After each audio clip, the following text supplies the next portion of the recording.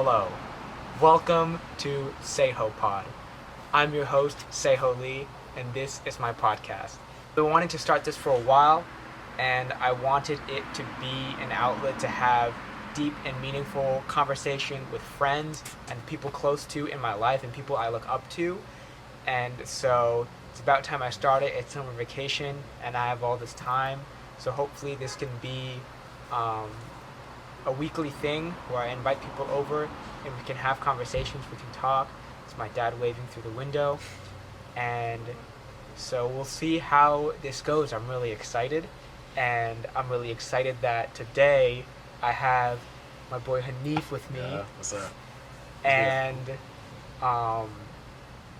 before you introduce yourself, Hanif and I met in high school, and we were in the same freshman bio class together. Nah, I'm gonna say. And we didn't. No, this is a funny story. And we didn't know each other, and I heard that he had tried out for the freshman basketball team, and I didn't know what the results were. And one day I turn around because he sits right behind me, and I'm like, "Yo, Hanif, like, did you make the team?" And immediately his head goes down, and I see, I forget who it was, but someone behind you was like, "Cut it out." It was tragic. He did not make the team. Unfortunately, he was in shambles. He was sad. Nah. So I shouldn't have asked that. Realize I'm not an athlete. No. Definitely not. But since then, we've been very close since junior year, and so now why don't you introduce yourself a little bit? Right. What's up, y'all? My name's Hanif. I'm a rising sophomore at Harvard College, studying neurobiology and pre-med track. Say was my boy. Knew him since freshman year of high school. He was the VP to my president. You feel me? Yes. Did a lot of shenanigans together.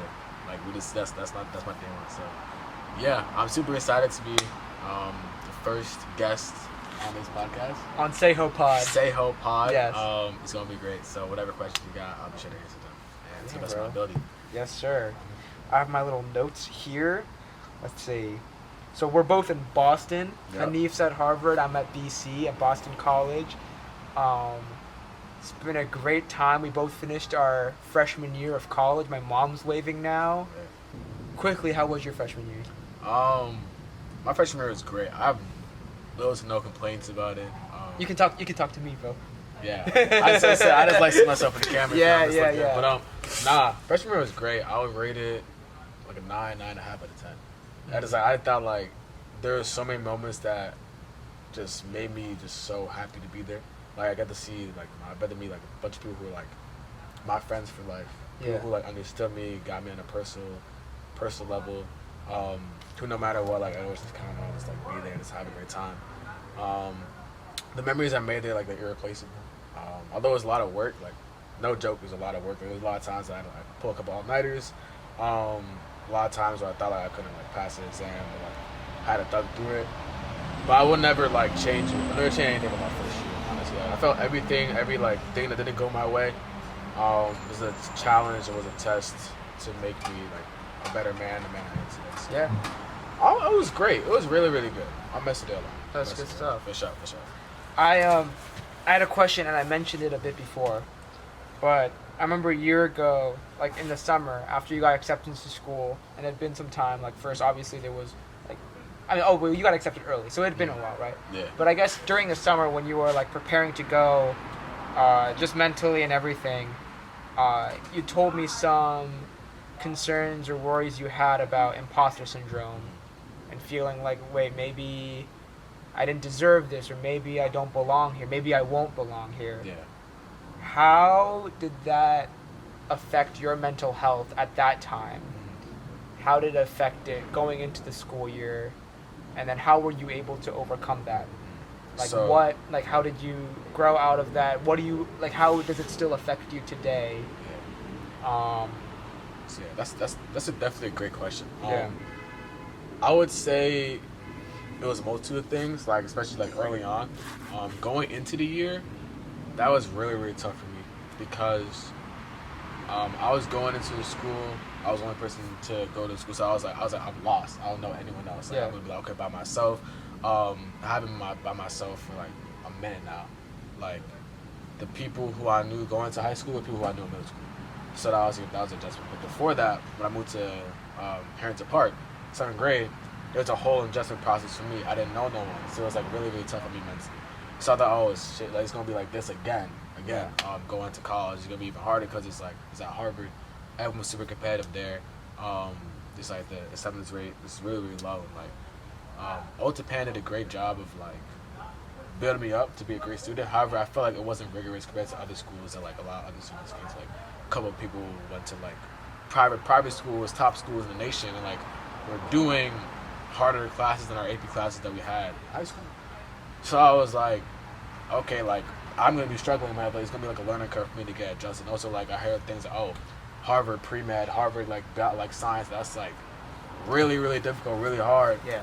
And I'm just like, will I be able to manage this? Will I be able to go and succeed? Will I be able to like make sure I have enough time for myself to really find myself?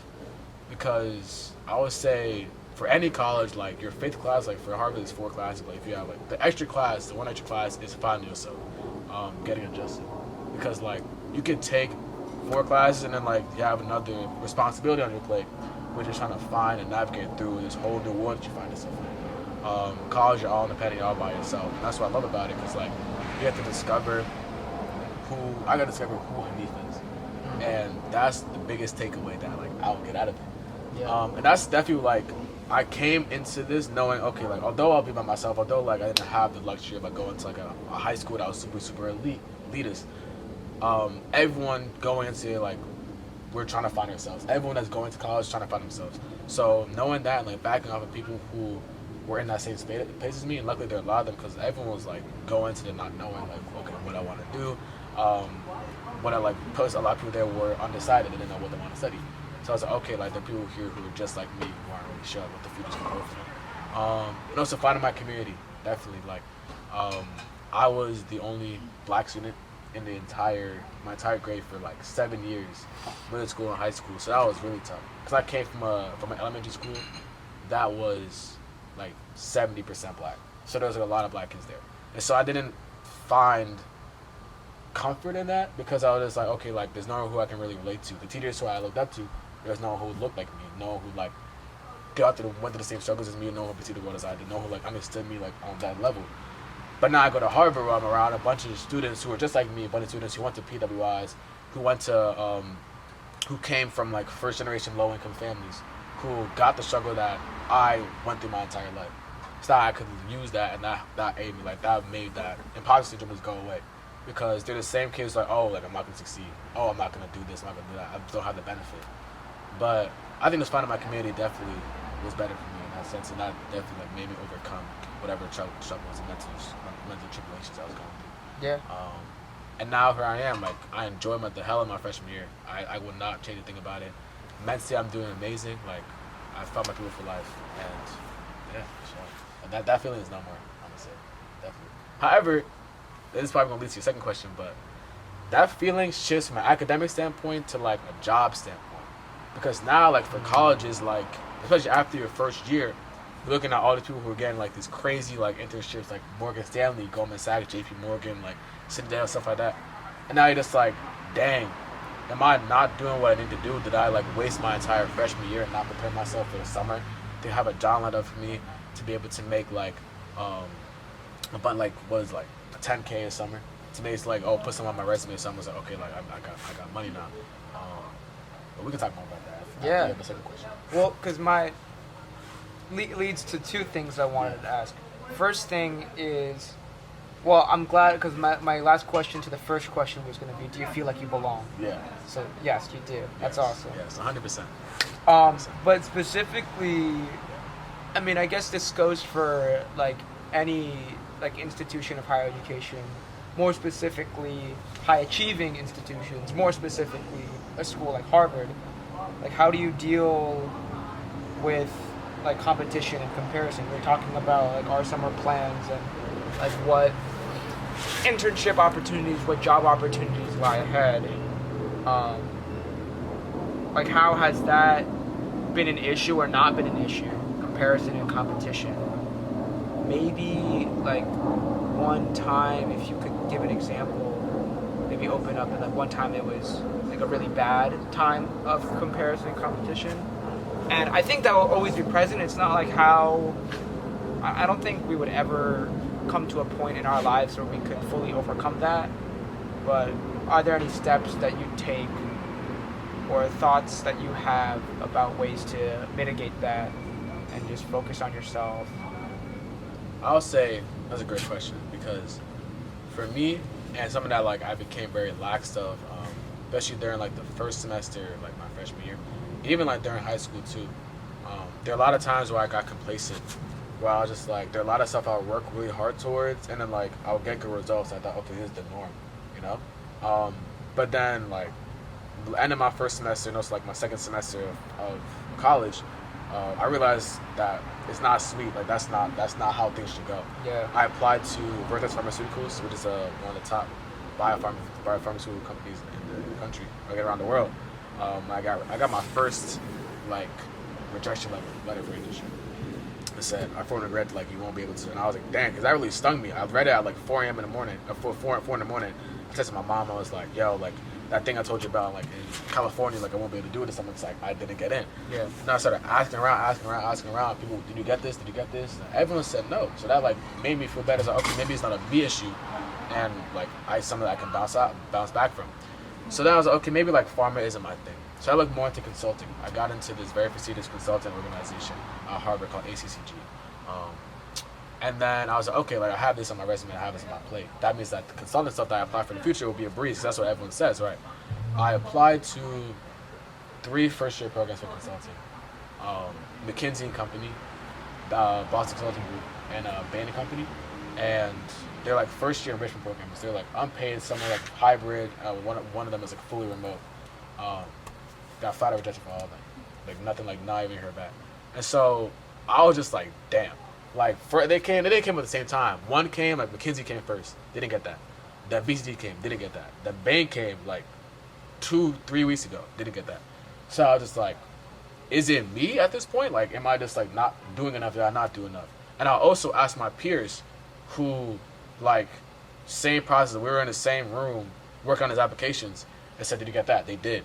And so I thought like, okay, like maybe I could have done something else that could have got me to this place. So I was like, okay, like I would be able to get these positions, we'll be able to get these industries, we'll be able to get these opportunities, and I wouldn't be in a state where I feel lost.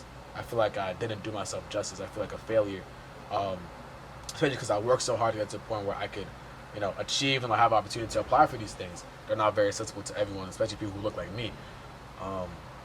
And so those are 2 major examples I like to look at.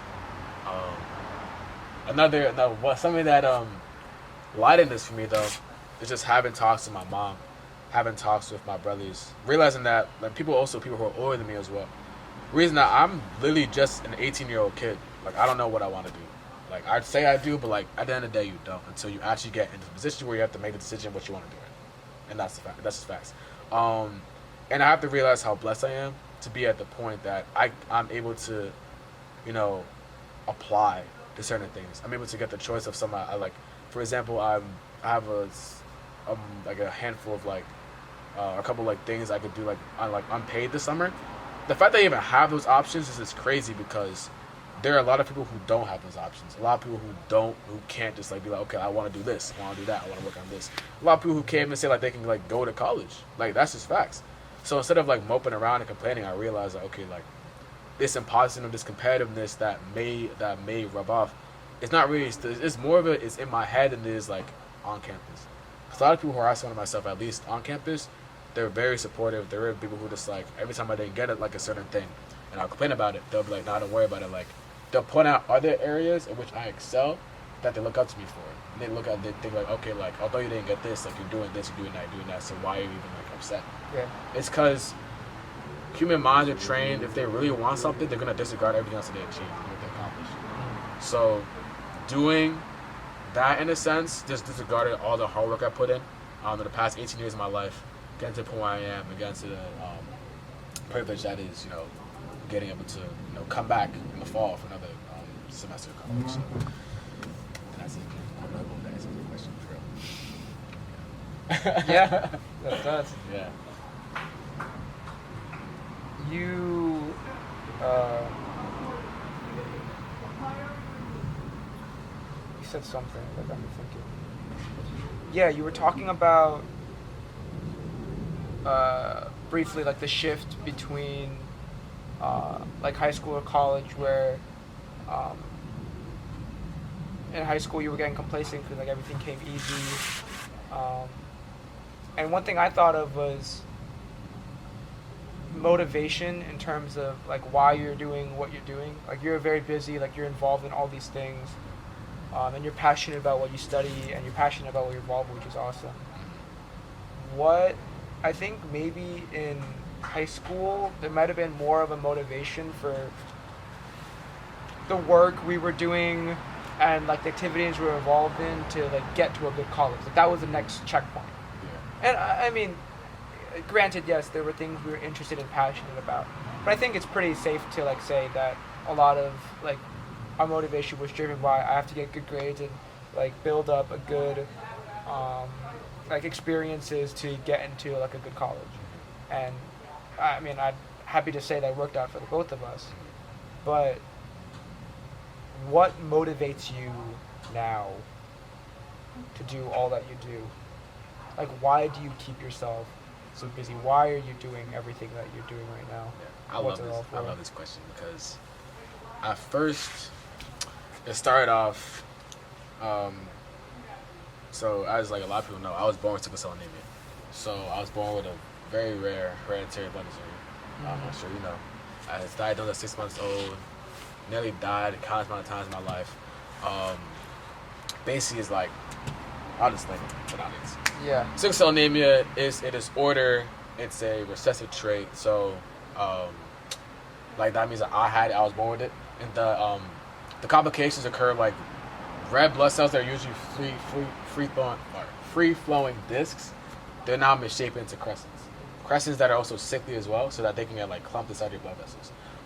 And this only affects black and brown communities. So that in of itself is a racial health inequity.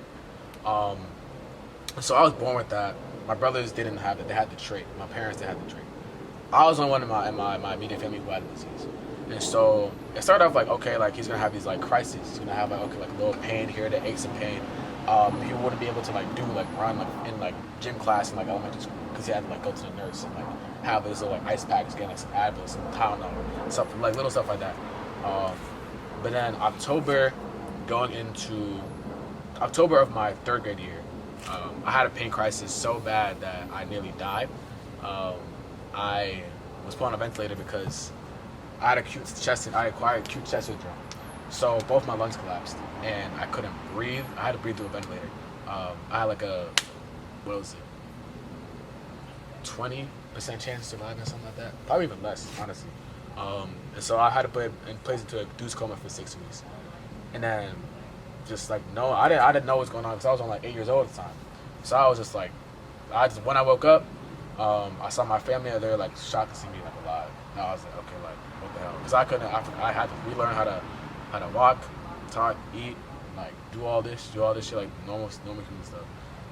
So that was all just a really huge shock for me. And that was the first hand of like what it is to be in the medical field because I was on the receiving end.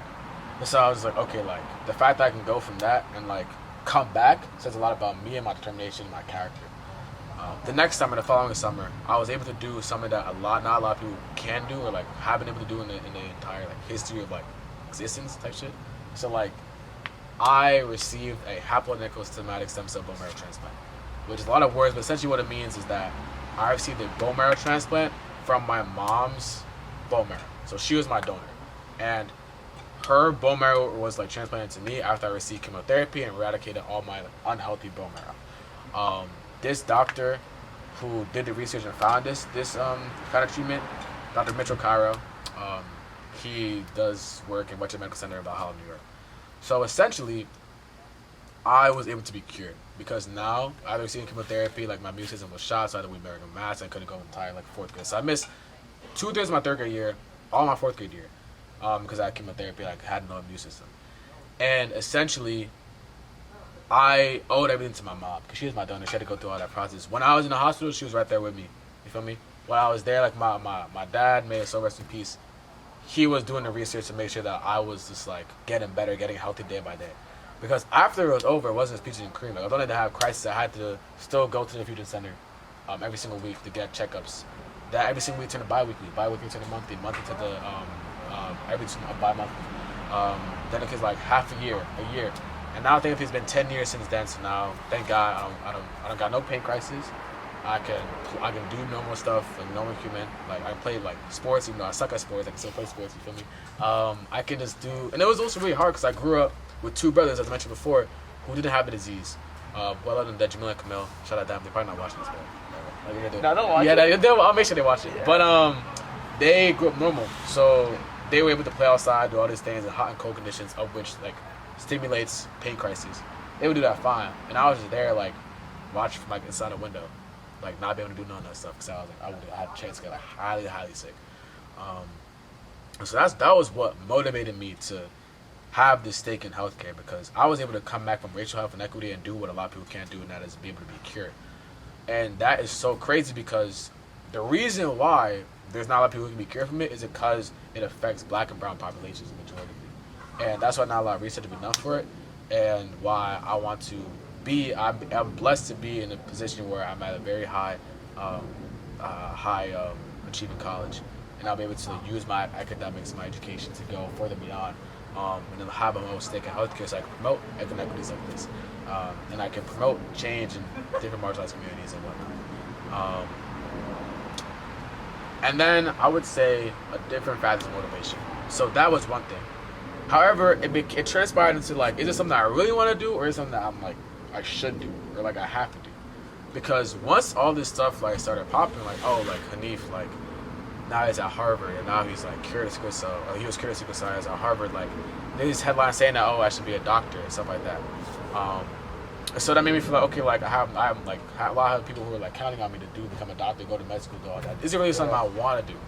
And so, flashback, another thing that motivated me, and also the scariest thing with my entire life, my father, who was my best friend, he had thought like since I was even a kid that I was gonna end up at like some Ivy League, whatever.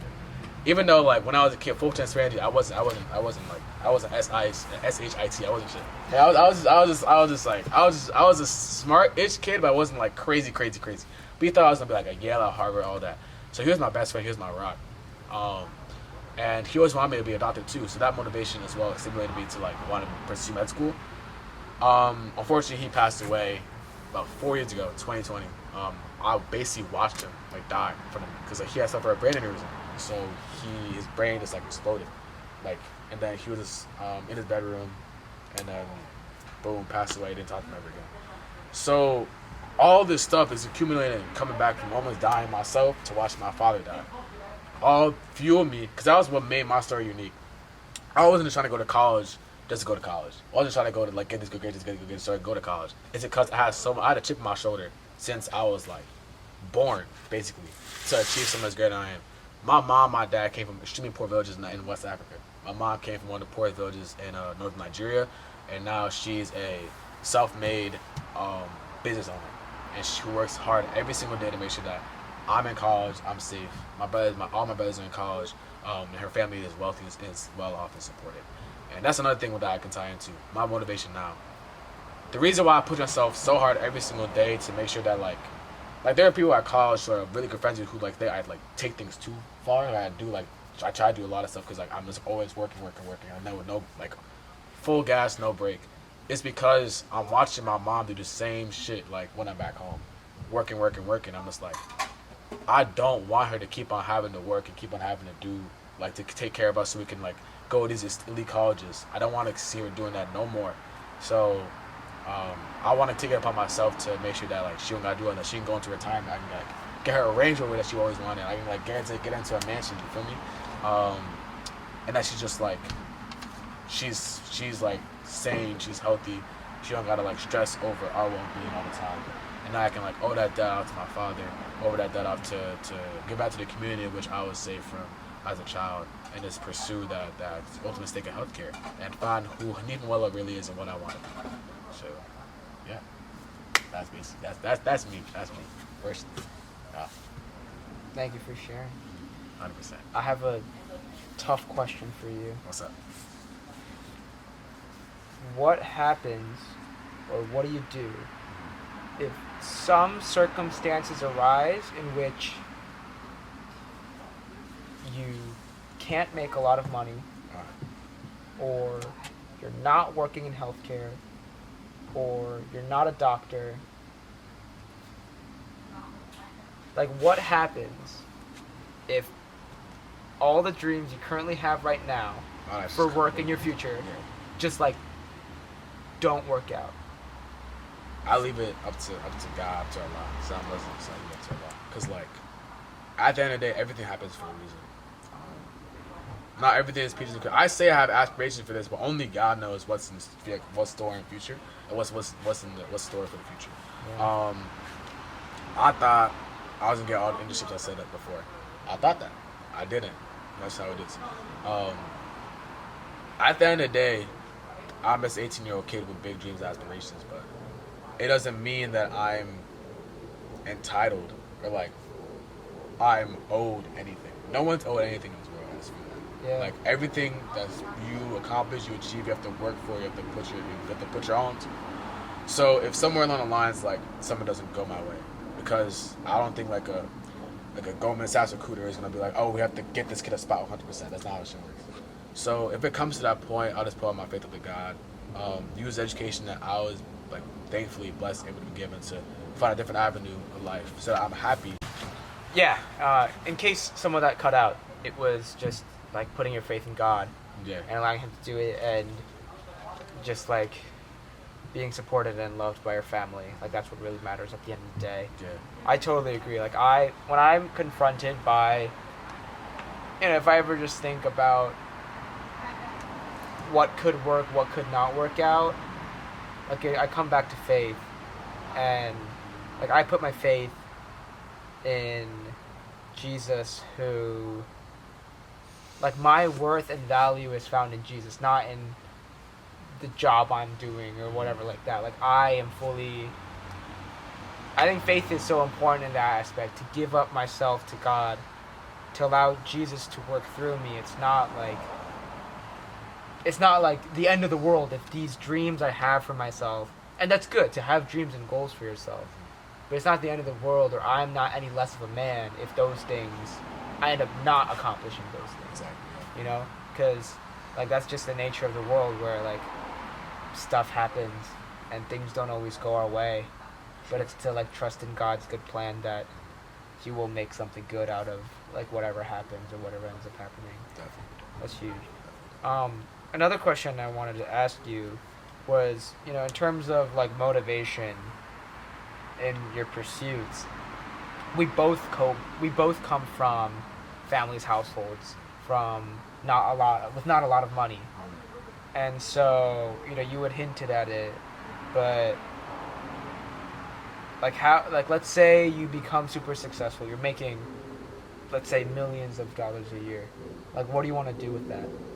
So, definitely what I want to do, I want to carry it myself. Like, I'm not, everything I work for, it wasn't me who did it. Like, it wasn't a byproduct of me. It was a byproduct of the hard work of everyone who came before me, everyone who I knew along the way. Like, I feel like selflessness is so important if you're getting to like a certain level. Because there are so many people who are super rich, don't remember a damn thing where they came from. Like, if I'm super rich, God willing, and like I have children, I want to make sure they know like who their grandma was, who their granddad was, who like the great grandma was, who the great granddad was. Like, everyone who like came before them, and like we're immigrants, like we're Africans, like we're not just these like spoiled kids. These spoiled people who like were just given hand and stuff. Because if you look back in time, like not like everyone wasn't handed just something. Yeah. I feel that's a mindset everyone should carry. Like, and it's giving back to your community. I feel that's so important. My mom, like she runs a school back in Nigeria, North Nigeria, Kaduna State. It's like super poor area, so she runs that school for like students who can't afford to go to school. Yeah. So she has it as like a sort of a non-profit organization, so that she can like have education. Like, I would give so much money back to that school, bro. Like, you don't understand. If I have millions that I miss, I would never hoard it. Like, I would use it to put money back to that school. I would use the money to support my family. If I ever need anything, I'll make sure that my family is supported. Even the community, like the school I went to before I came to Harrington Park Middle School, before I went to Nona Valley Japan, this school was poor. It was broke. Like it was an urban area, so it was like really really poor. Couldn't even afford like subjects. They couldn't afford none of that. Like it was just like one teacher. It was like 3 teachers per grade, and the grade was like 200 kids. Some not 200, maybe like 100 kids. So they're like a classroom of like 33 students, and like we're all there in the same band at the same time. And also like it will lead to a middle school which is so exposed to like drugs and gangs and stuff like that. Means to a high school which is even more exposed to drugs and gangs and stuff like that. I would give money back to those communities like that, those underrepresented, marginalized communities who don't have the privilege to go to, really primarily, privileged and white institutions that have a lot of money like this from endowment and from different like alumni giving back to them and different like living in like various areas of high socioeconomic status. That isn't that isn't uniform at all in this country nor around the world. So there's recognizing that and being cognizant that if you're given a high state or like high position of power and privilege is very, very important in my opinion. And I'm sure you have a similar thing else, so you want to jump to that. For sure. Yeah, if I was making a lot of money, I would love to just give back, not only to my family who I love so much and who have supported me all of life, but like, hello, we're filming my first podcast episode, SehoPod. You can jump in and say hi, but we gotta continue this conversation. And I was just saying how, like, I want to give back to our family, but not only that, but just like,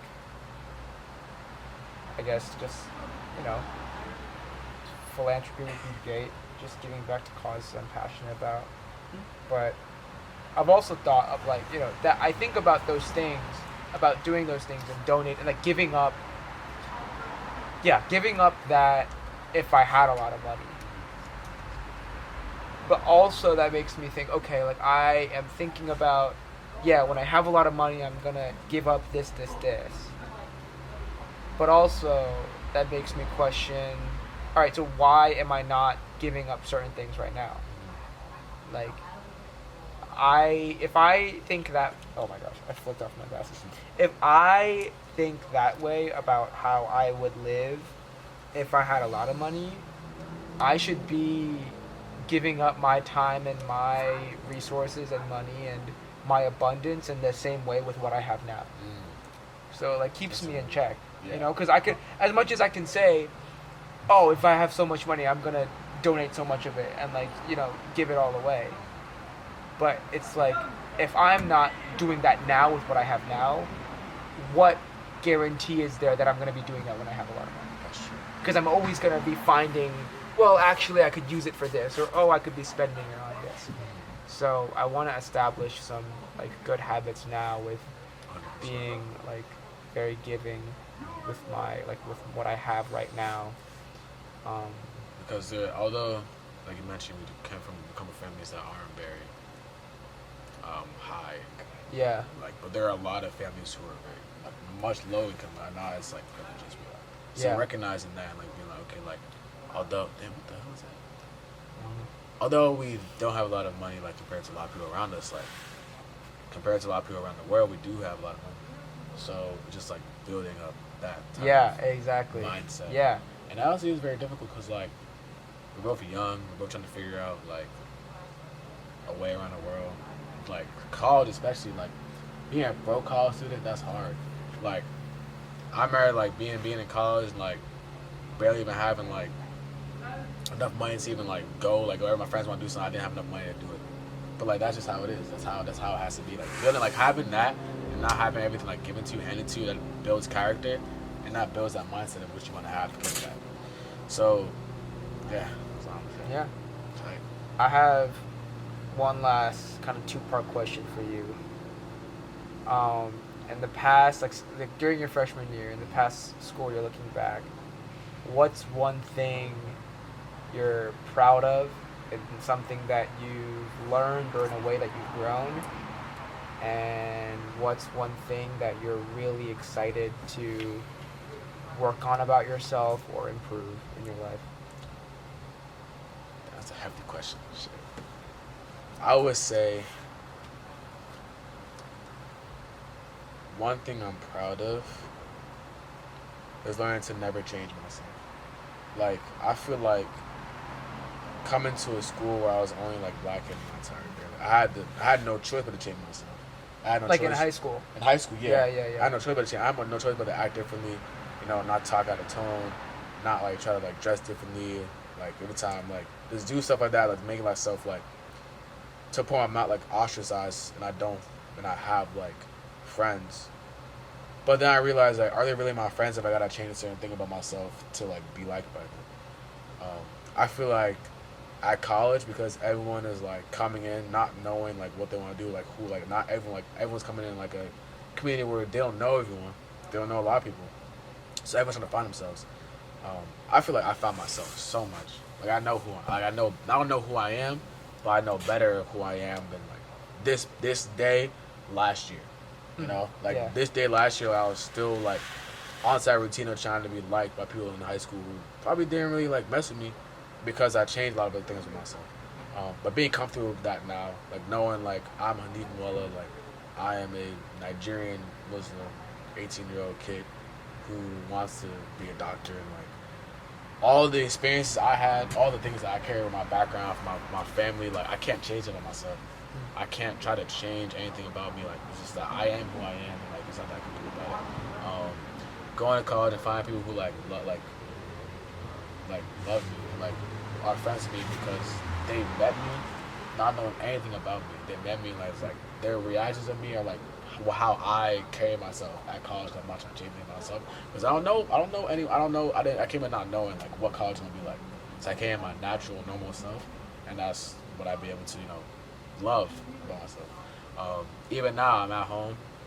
I'm just chilling. Like I'm not trying to go out of my way to be liked by anyone. Like if there are people, just because I live in a certain area doesn't mean I have to go out of my way to be liked by people in this area. Like I still have like people who like people who have love for me regardless. But people who need me to change, the person that I am to love me, that's not the person I should love. Like should I want to have love for me. And that's something I've decided to change with myself. Is that your second question? Like changing myself? I would say just being more and more receptive to failure. Like I feel like the way that like GPAs and like grades work at college is like way different than in high school. Like my brothers said that because they're 2 years older than me. I didn't think it was for real. Like I remember in high school, like if I didn't get an A on something, like it was like bad. Like it wasn't that bad, but it was like okay, like I should be getting A's on this. Like I should be getting like a 4, like 6 GPA. But now I'm at college and it's like okay, like now I'm in the semi-real world. Grades aren't a reflection of who I am at all. And I feel it was the same thing in high school. I just didn't realize it's the same thing everywhere. Like at any level of institution, grades are never a reflection of who you are.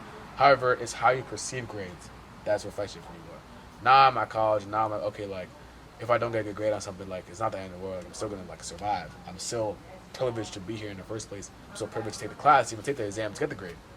So it's not like I got like a B, I got like a C or some shit like that. Now I'm a failure or losing. That's not how it works. Being more receptive to failure and not getting what I want, like I mentioned earlier in the podcast, how I'm not getting like certain internship opportunities, like realizing that me not getting that, it's God basically saying you're not entitled to everything. That like everything happens for a reason, and to learn from it, try to do better next time to get what you really want. Or maybe this certain thing isn't your avenue, so try to pivot and go somewhere else. Maybe I'm not giving you this because I want you to do something else. So stuff like that. Realizing that first off, I'm privileged and I'm blessed to be in the place I am. Realizing that I shouldn't try to change myself at all. Realizing that grades ain't everything. Realizing that it's okay to fail. Like it's okay to like not be enough or feel you're not enough, because you should always love yourself, have love for yourself, and have motivation to be a better person, better version of yourself. Tomorrow was the day before. That's it. Yeah, bro. Yeah. That's good stuff. Yeah. That about concludes this first episode. I do want to end every episode of SehoPod by praying for my friend and guest, because I believe in the power of prayer. I think there's a lot of things that we talked about that we can give up to God. So mind if I pray for you while we close out? And I'll just have to Let's do that, man. Dear God, I thank you for the friend that you have given me in Hanif. God, what a thriving and loving and beautiful relationship we have fostered over these years that, God, it's even only been like, less than 3 years since we've had this close of a relationship and friendship. We've been so blessed to share so many memories and experiences together, and God, that we come back after our first year at college. God, how quickly time flies, and yet you are still here providing for us and guiding us and just looking after us. God, we thank you that we were able to have this awesome conversation where we talk about, and I get to just hear from Hanif and about his experiences and what motivates him to pursue what he wants to pursue and what he's passionate about. And just, God, you have given him so many gifts, and you have blessed him with such an amazing intelligence and character, God, that he wants to serve and help others in what he does. God, how great is that? Just in what he does and what we do and what we continue to pursue, God, may we just give it up to you. That nothing is a guarantee. As much as we have these great goals, dreams, and aspirations, that God, nothing is guaranteed, and we are like, God, that we don't deserve anything. And yet, I just pray that we may realize that you have a plan for us, and that your plan for us is good. And I pray that Hanif knows that if he can give that up to you, that he would see all that has happened in his life, and see each and every purpose of each and everything that has happened, and know that if he trusts in you, that you will truly guide him to where he needs to be in life. So we give this all up to you. God, we want to glorify your name. I just thank you so much for Hanif, and I pray that you may give him a peace and comfort in his heart as he stays busy and manages and questions a lot of things that are going on, but most of all, that I may be here for him as a friend and continue to love him, and that this friendship would continue to grow and prosper. So we thank you, Lord. We thank you for this time. And in Jesus' name we pray. Amen. Amen. That wraps up episode 1 of SehoPod. Thank you for joining. I hope we can keep this up. I hope there's many more episodes to come. Stay There's many tuned. more friends and many more people in my life. So thank you so much for watching, and I'll see you guys next time. Stay tuned for next week. Yep.